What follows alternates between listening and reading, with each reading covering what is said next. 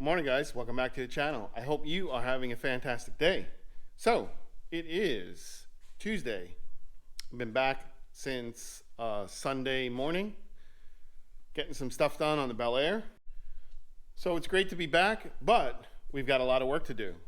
So with that being said, let me show you what we're working on for today.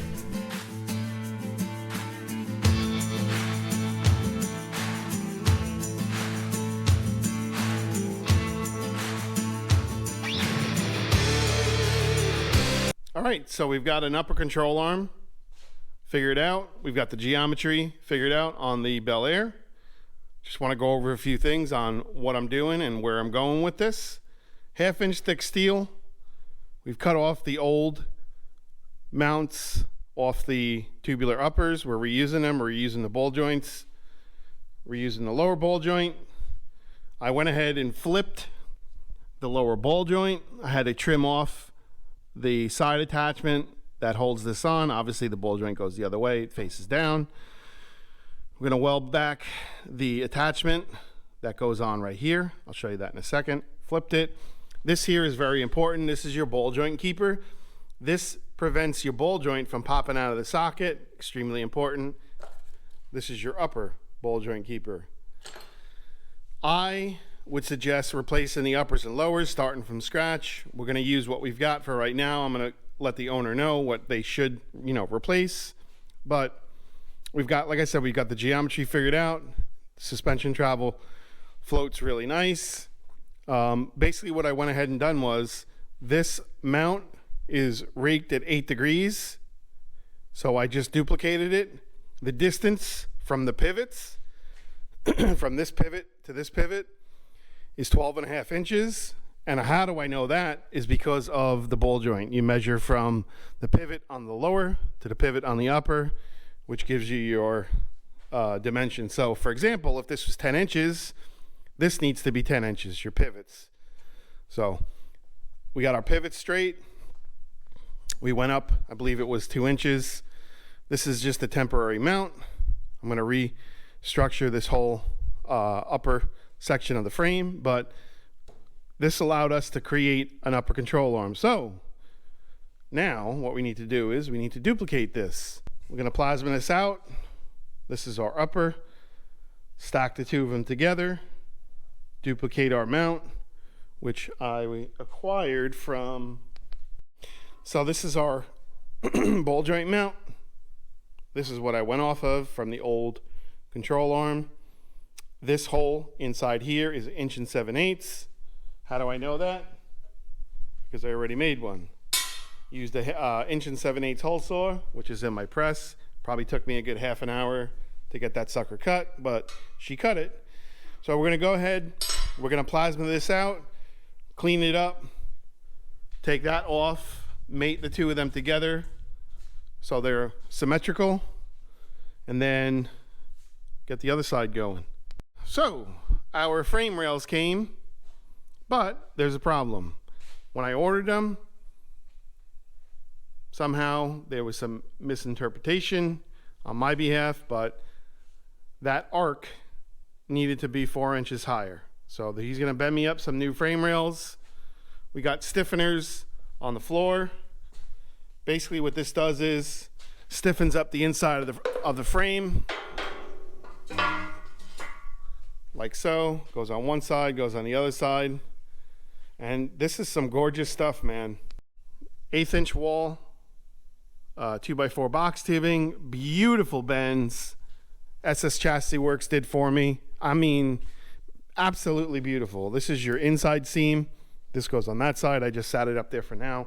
Who wants to see a seam? I don't want to see a seam, so you put these seams on the insides, of the frame rail. So, and you can see the difference of the height where this needs to go. This needs to come, well, this is going to get cut here. They're going to get slid together, and then this whole portion is going to get, mated.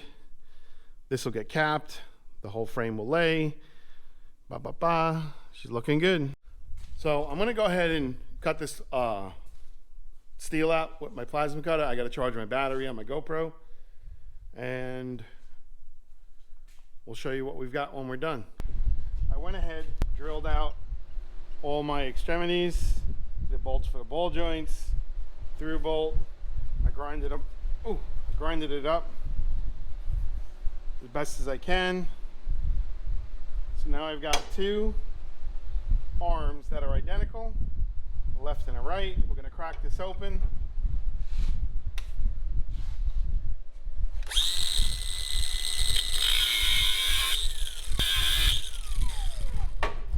Two, and there we go. There you have it. I'm going to finish grinding them up and we'll get them welded up. All right, folks, here's what I've come up with. I made a X block out of 1/2-inch steel. I drilled out the old bolts, which were 7/16. Now we put in grade 8 bolts for the uppers and the lowers inside of here. If he has to get a wheel alignment and adjust the caster, it can be adjusted from up here, obviously putting shims in it. The camber can be adjusted.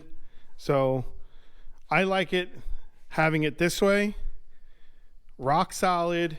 This thing ain't going anywhere. Suspension travels, I can't do it, really nice. Nothing binds up. And this thing took me all day, literally all day to do this. And I mean all day. I can't emphasize how much time all these little things take, but it's important that I don't rush and I do it right the first time. I want to show you something too. All this right here and all that down there is basically from building that extension, upper control arm extension. We got our other side, our passenger side cut out, ready to go, all cleaned up. They're even. This is just a template that I had made earlier. I'm going to improvise what I have on there now.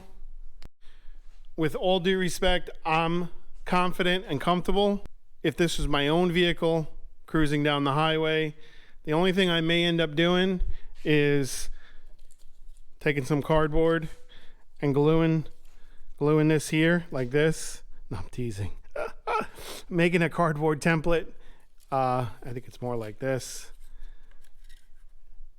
To reinforce the side here, all this, and then weld it.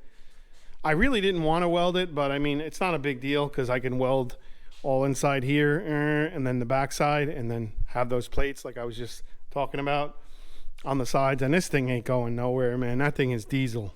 Super duper duper diesel. All right, so firecracker hair. After a full day of grinding, I'm done. I'm itchy. I gotta pull the plug. Just want to show you all what I did. Made another template. We're going to let these cool off because they're hot as hell right now. And then tomorrow morning, we'll get them drilled out, get the driver's side together, and go from there. I did the best I could as far as making them identical. They're pretty damn close. I'm going to try to just clean the inside of this up a little more with a round grinding stone.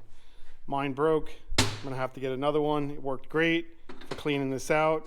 So tomorrow or tonight, I'll run to Home Depot, pick up a new one, grind this out. But basically, got to drill 4 holes, and then we got ourselves another template. All right, guys. So my buddy's over here helping me. I thought this would be a great time for me to go over why I'm flipping the ball joint. I really didn't go over that on the at the beginning of the video, so let me show you why. Currently, this is the stock geometry on the 56 Bel Air, minus some aftermarket tubular control arms. The suspension's bottom out. We're gonna make pretend that this is the road. Shelly's got 26-inch tires. 26 divided by 2 is 13. We need 13 inches to the center of the spindle. Right now, we've got just under 9. Well, it would realistically be over 9. The plywood is 5/8 of an inch thick that this is sitting on. So in reality, we'll call it 9.5 inches.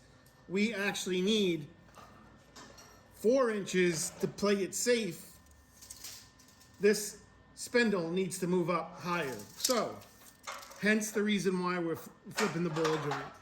Before we flip the ball joint, I want to go over something very important. These pivots, the ball joint pivots from the upper and the lower, is going to be the equal distance from the tubular arms, this pivot, to the pivot down here, your lower to your upper. So currently, our pivot,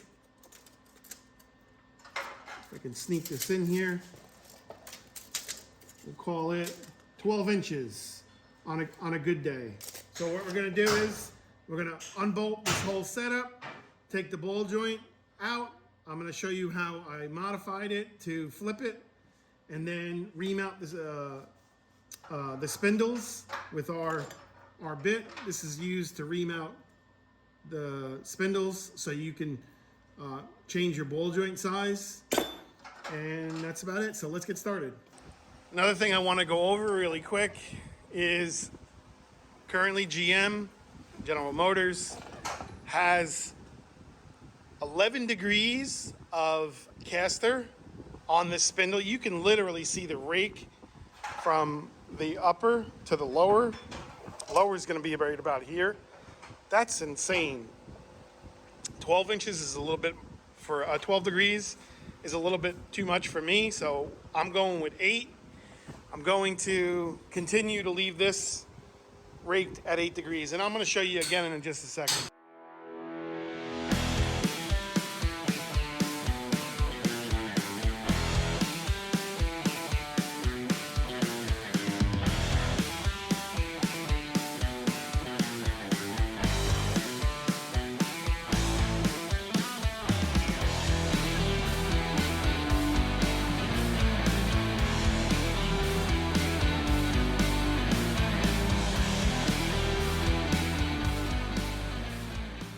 One more thing I want to point out.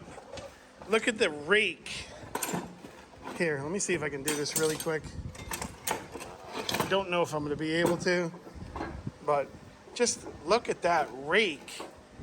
How much caster they put in this spindle. That's insane. General Motors, what in the hell were you thinking back then? But we're going to fix it.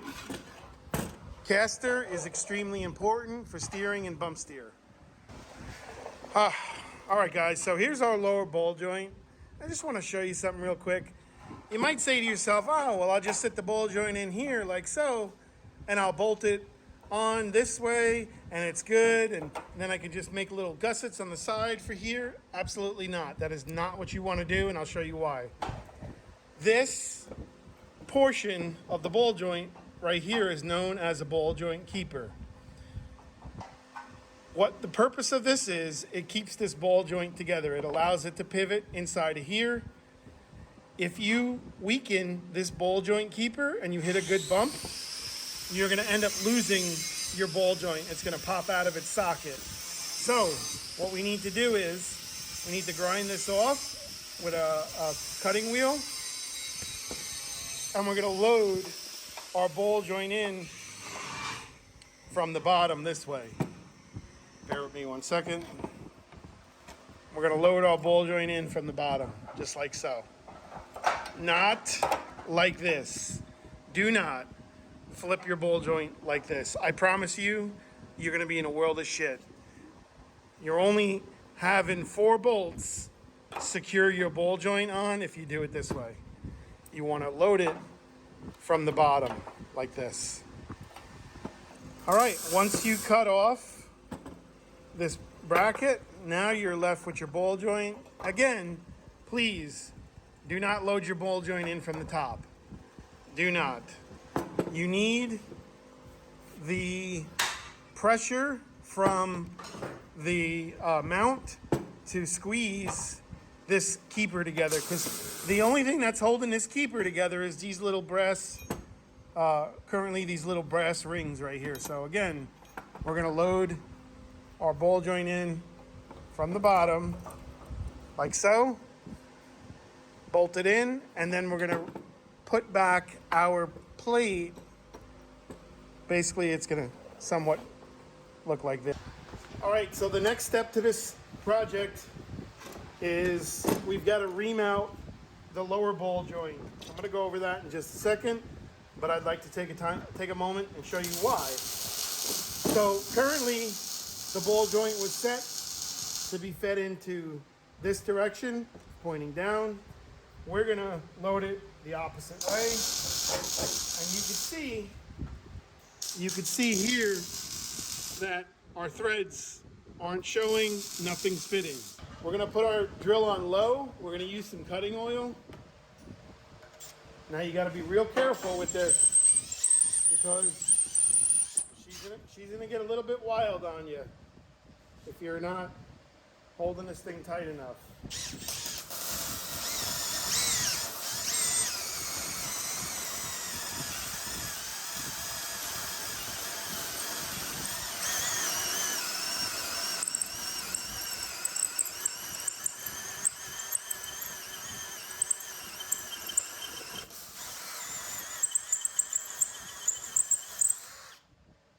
We're going to test fit it.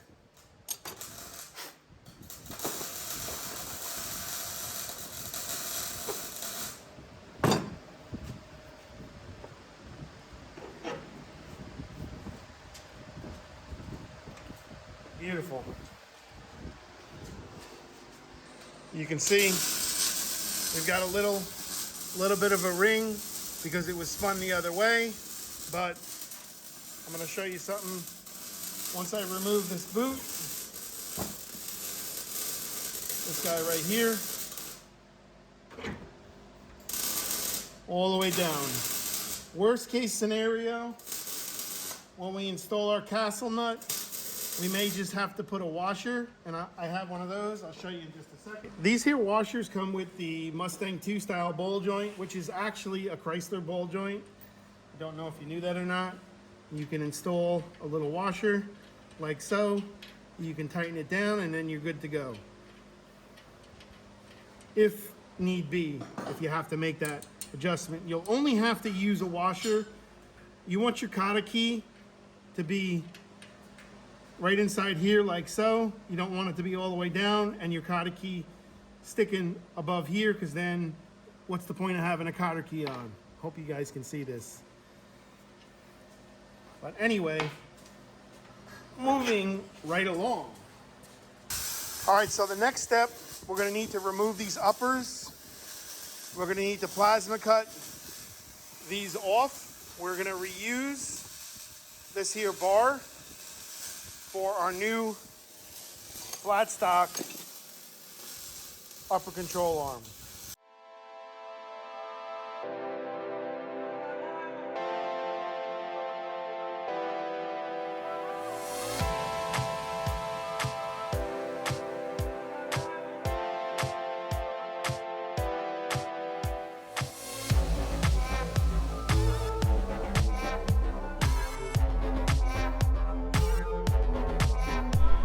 All right, after several hours of grinding and making some templates out of cardboard, here's what I come up with.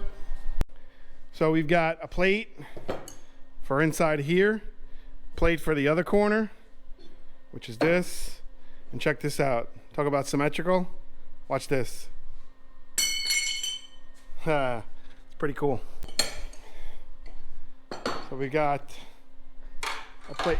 We got a plate for here, like so. And then I got a plate for the other side. This is our plate for here, actually. This is for that side. Then I've got another one. This is my end cap for over there. Missing a plate. Yeah, here it is. I didn't clean the other one up yet. This one's gonna go over here. Let's get started.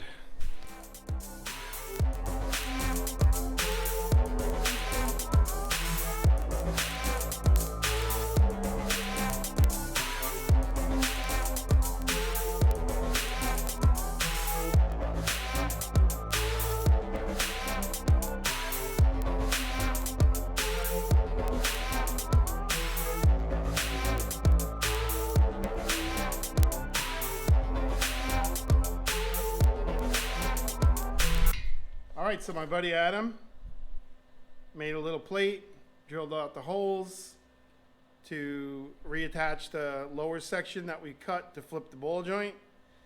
And we're gonna bolt it back in and get this front end together. Pinch my fingers. Can you grab that booty over there, bud? Yeah. And the castle nut? Is that the right one or Yep. the bigger one? No, that's it. Alrighty, man. We're gonna assemble our spindle. Put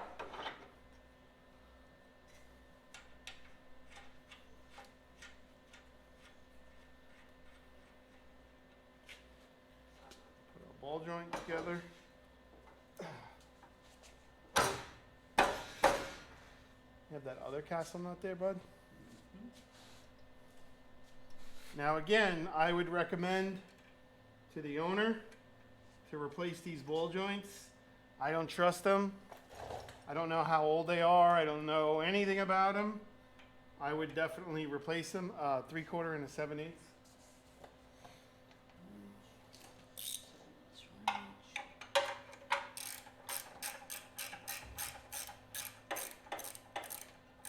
I gotta go to the hardware store, get some longer bolts for the uppers. Obviously because we replaced the upper control arm, so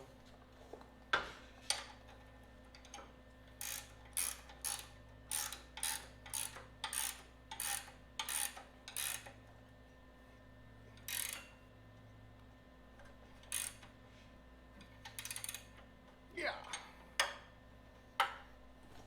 And there we go. Life is good. Complete custom front suspension on the Chevy Bel Air.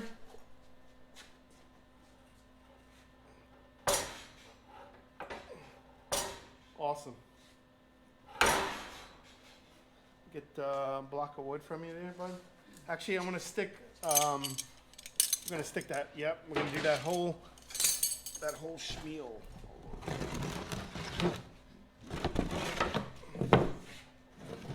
Beautiful.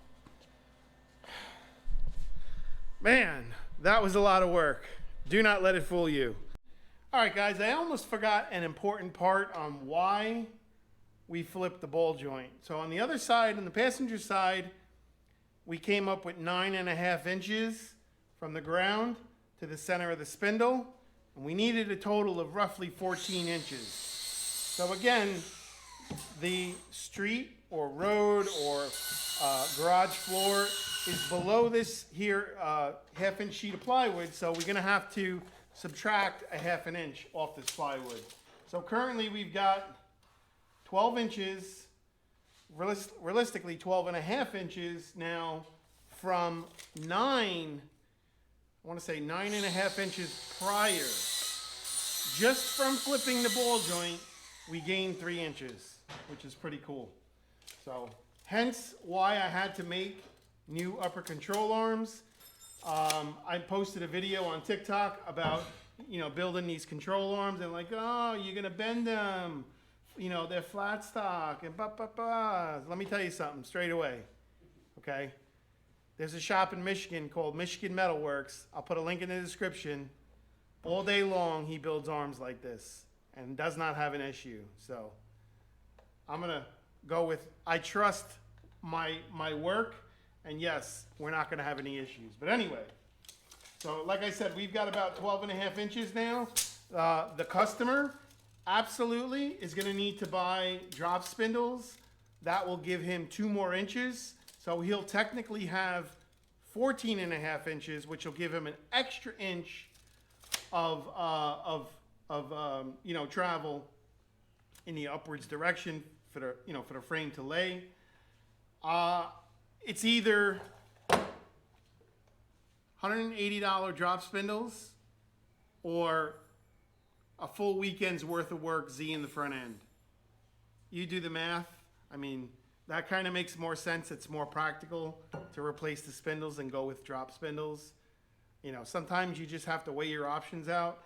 If the spindles were like $2,000 or something stupid like that, then I would say, yeah, I'll Z the frame, you know, to gain that extra 2 inches. But for 180 bucks, you can buy yourself spindles. That makes, you know, perfect sense. I'm not going to Z the frame because I'm doing it for free. And then he has the opportunity to go and spend 180 bucks to buy the spindles. But anyway, so like I said, with that being said, we're golden. You know, we've got 12 inches to the center of the spindle right now. Another 2 inches would put the spindle up here at 14. And then we got a 1/2 inch here. So it's realistically 14.5 inches is where this wheel would be. So I may need to tunnel a portion of the frame for the steering box isn't in right now, so you're not really going to get an accurate view. But I may need to notch the frame here a little bit for the linkage to come through. I'm going to end up doing a Heim's end, so it'll be a female extension with a male 1/2 inch, I believe this is 1/2 inch right hand thread, 1/2 inch fine right hand thread. And we'll do a 2 3/8 spacer because that's how much we moved the upper control arm up from flipping the ball joint, and it should put us about here and everything will be fine.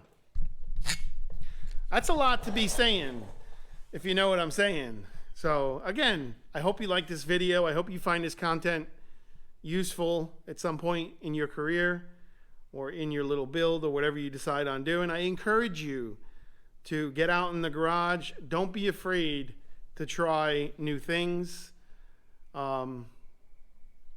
That's the whole purpose of my channel, is to get you guys off your ass and get you out in the garage and do it yourself. So with that being said, do me a favor. A lot of work went into this video. Comment down below, Jay, I love the build. I love what you're doing. Or comment down below, why on earth are you doing that to a Bel Air? It's stupid. It sucks. You're not going to hurt my feelings. I promise you, you will not hurt my feelings. So with that being said, smash the like button. Consider supporting the channel. Donate to the channel. Without you, these videos are not possible. That is true and accurate information. Gonna pull the ripcord. That's it for today. Gotta take a shower. I'm real itchy. We'll see you on the next one. I believe the next video that we're gonna do for this is gonna be assembling the back half of the frame. That's gonna make for a really interesting video. So catch you guys on the next one. Have a great day.